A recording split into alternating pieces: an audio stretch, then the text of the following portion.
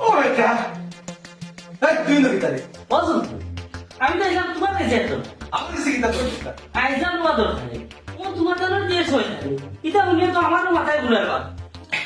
ও বেটা মাতি যা কথা একটু ফেলে গেছে।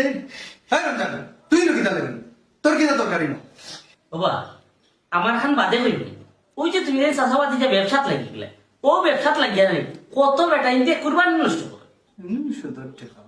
এর মা যখন নষ্ট হয়ে যাবে হ্যাঁ রমজান আলী এটা কিতা বস হ্যাঁ হাসা নষ্ট হয়ে যাবো নি ও ভাইসা ওই যে গরু কিনলাই একটা আর মানুষের গুণানি লাগি দাম বাড়াইলে ই গেল একটা এর বাদে কেউ আছে গরু কিনে বেশ দামে কিন্তু সরকার টাকা লাগি রসিদ কিনায় কম দামে তো বলছেন কুরবানি কিলো হইতো ও ফুরুচ্চা ফুরুত বেটা আচ্ছা ফুরুচ্চা নো রমজানি দেখার পরীক্ষা হাসা নিবা এইখান অবশ্যই আছে এইখান আমি জানি ইলা যদি জোগাটুকি করিয়া যদি লোয়া বেসা যদি জোগাটুকি রেতে কুরবানি হইতো না। এমনিও আমরা কুরবানি লইয়া সন্দেহ আছে লইব কিনা এর মানে তুমি নো হাসলে আমরা দেখো দিয়া ন সুলতান ভাই